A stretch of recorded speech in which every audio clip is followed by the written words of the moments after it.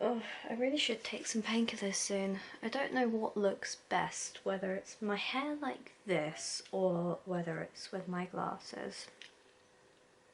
Because with them I'm just really struggling. So I think we'll go without. It'll make it look nicer. You can tell my makeup is wearing off because my face is pale and my hands are just sheet white, so get cozy up now because it's going to be a long time. Hello everybody, I hope you're having a good day wherever you're in the world.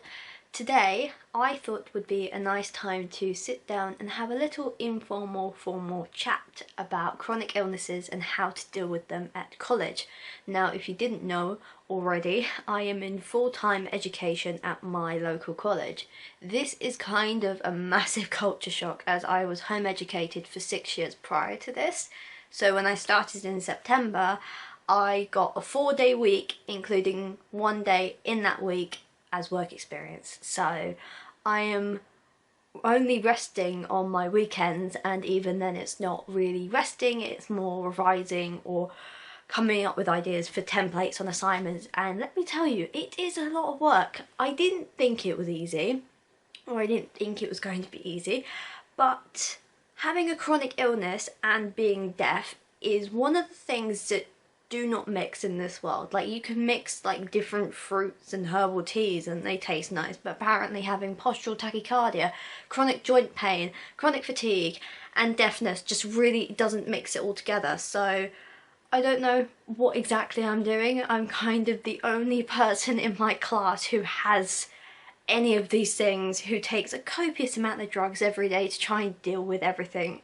So I thought I would combine my own advice, which ironically I don't really listen to help any other sufferers of different chronic illnesses out there, whether you are brand new to being diagnosed or whether you have lived with one for a very long time.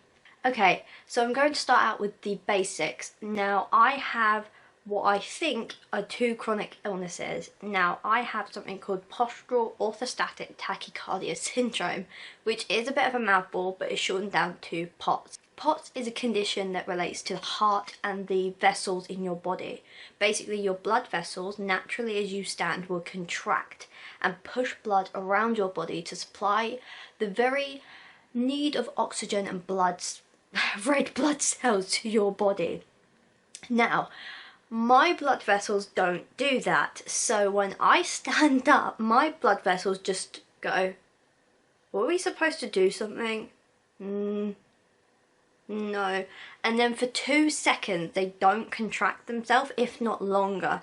So as I stand up, my body lacks oxygen and blood cells and it screams at me like you would not believe. So as I stand up, I get dizzy, I get heart palpitations, my heart is screaming from the amount of times it's pumping blood around my body.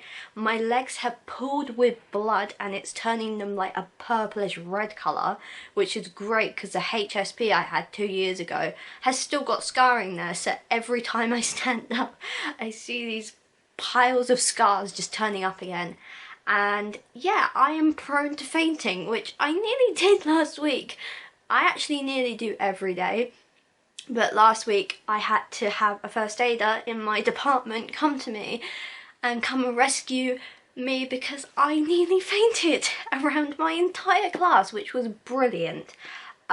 So yeah, postural tachycardia is a serious condition that can be life effective, really. There is no cure for it. You can take medication, however, due to being a long-term cancer survivor and having serious consequences from damage from the chemo and radiotherapy and all the painkillers and medication I'm taking now, they thought it was a good idea not to put me on steroids due to my kidney function.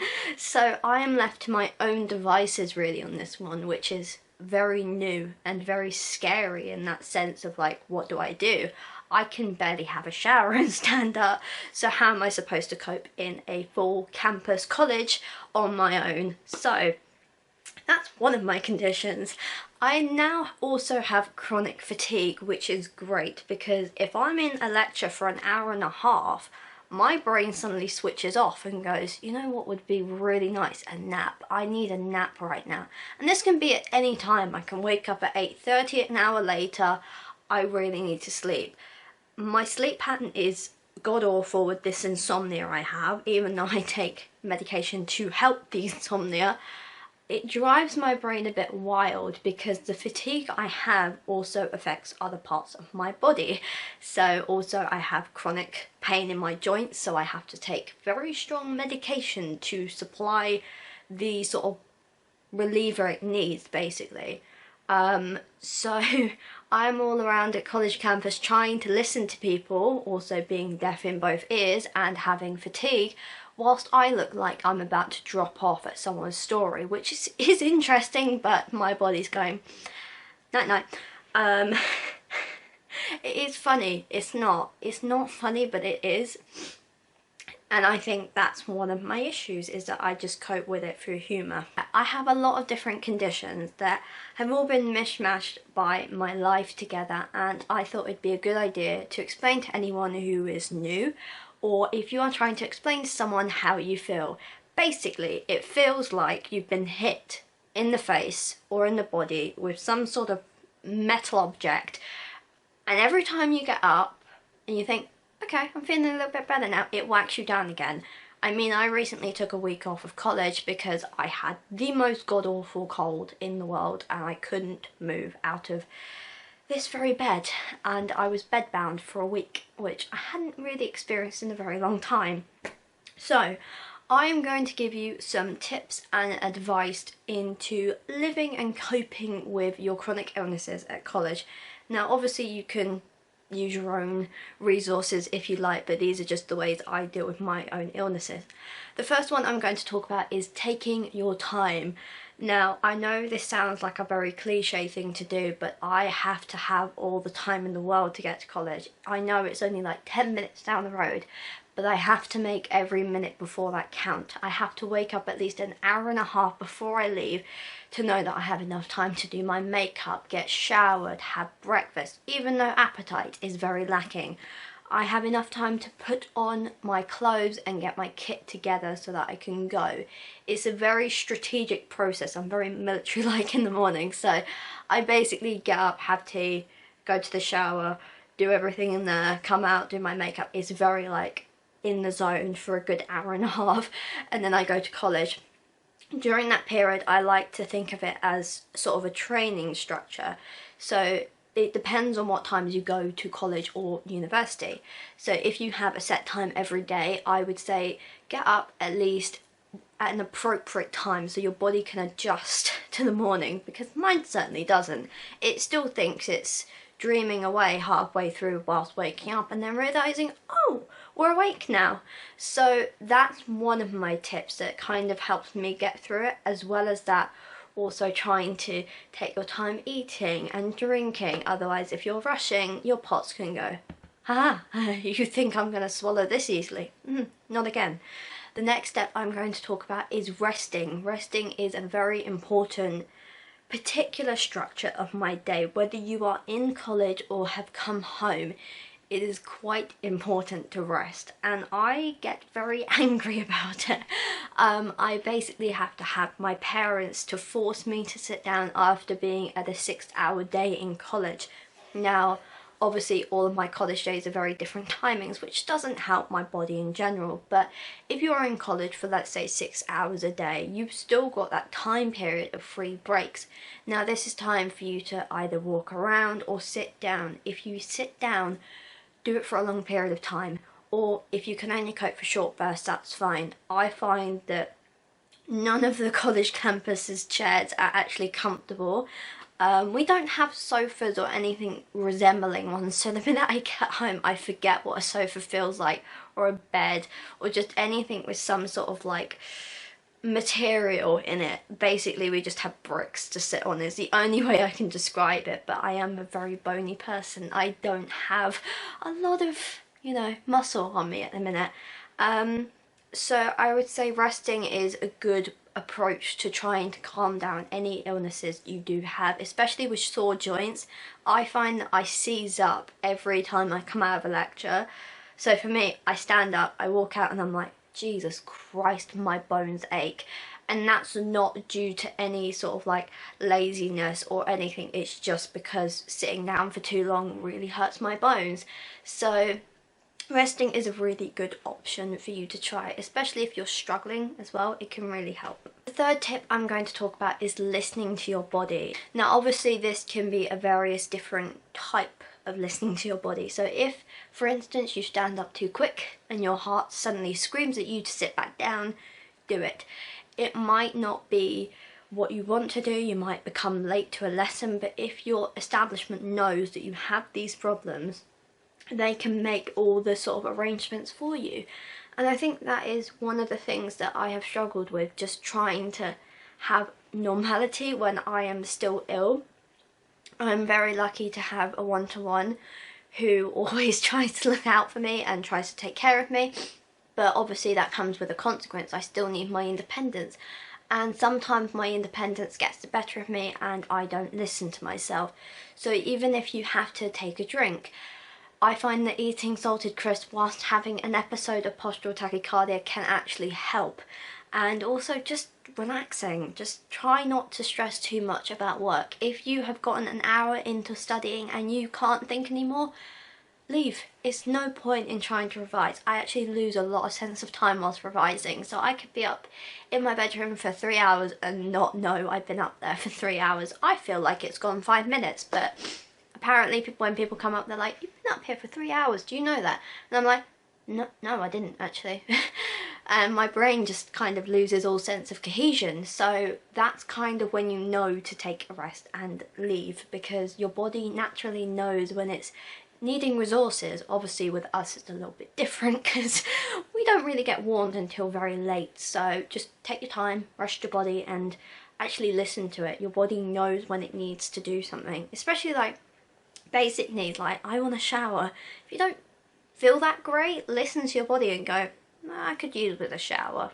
I mean, I'm great for having short hair now. This is one of the changes I've had in the few months, that I cut my hair short because I thought I had fatigue. It takes me a long time to shower on my own anyway, as it is with someone else in with me. So I just thought it'd be really great to just chop it all off, and it actually does work. So if you want like a spare tip on that, cut your hair. It really does work. Now the fourth tip I'm going to include is kind of one that I don't like to do, but it's take time out. Now this can be from social activities, it can be from work placements, it can also be from college. If places know that you have a chronic illness and that it can affect you day to day or whenever it bloody hell wants to, you need to make sure they are notified of this, because I have basically told my college numerous amounts of times that, you know, I'm not feeling great today, so I might be a bit in and out of lesson, just trying to cope with my chronic illness, and they always know it's fine.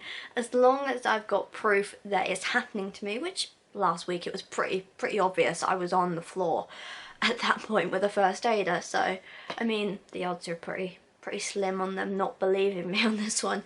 But take time out. Just don't feel ashamed to text someone and go, I cannot make it tonight, I'm way too tired and I don't feel like coming out.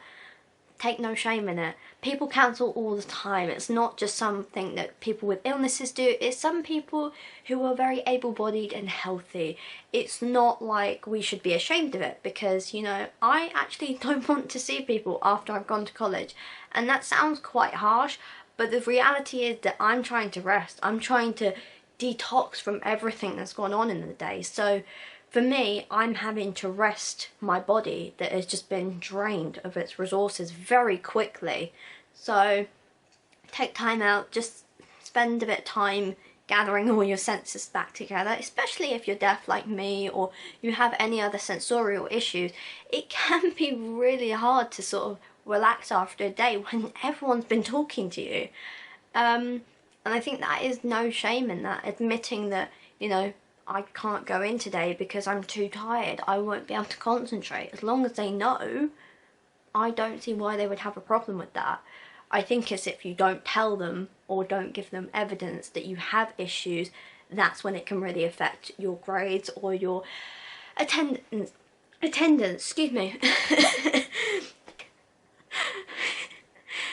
I've got one hearing aid in because the other one doesn't fit, so I'm basically just hearing myself in one ear. This is great.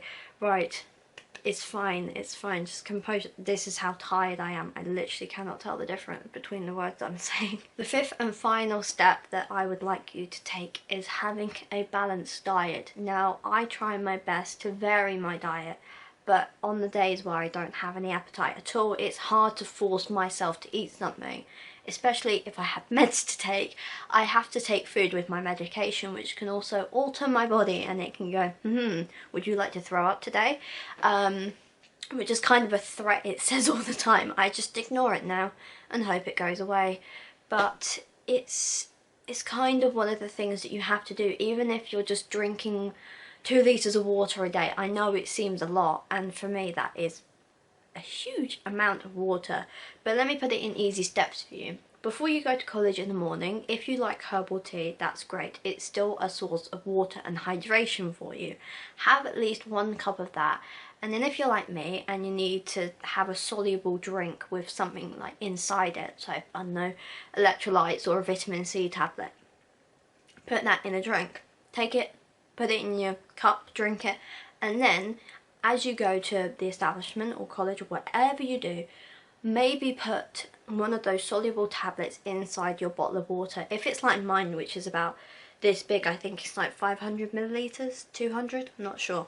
As long as you've got something in there all day with you and it's a reusable water bottle, you can then know that you don't have to go and buy water, you can just refill it up. That's one of the ways I cope and also try to hydrate myself. I feel like I'm the only one in my establishment that actually drinks water, because I see no one else drink it all the time, or I'm just like having really vast amounts of herbal tea just to try and keep myself actually awake and alive.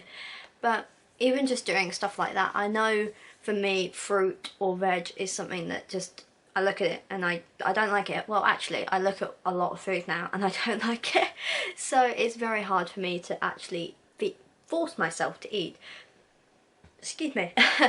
But make sure you drink plenty of water to flush your kidneys with, because your body needs to hydrate itself. And if you're not giving it that sort of nutrients to hydrate itself and boost your levels, how are you supposed to feel a little bit better than you did yesterday? And that's the thing with people with chronic illnesses, is that we don't get better. We get a smidge. We get a smidge. It's like a taste a day. We get one of those tastes, we're like, oh my god, freedom, I might actually be better. And then we get the offload of the next week where we're like resting our legs up against the wall and just doing stuff to cope with. I mean, I am freezing.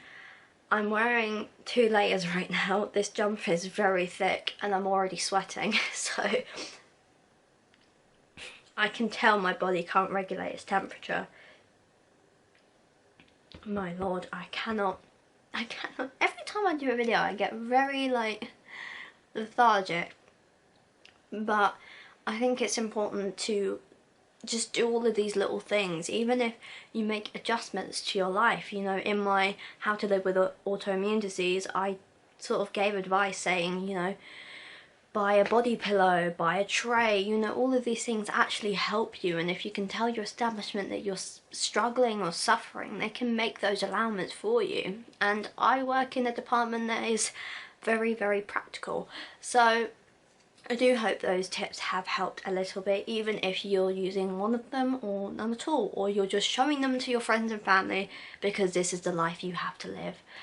I hope you enjoyed this video, guys. If you did, please leave a like, share and subscribe, and I will hopefully see you soon.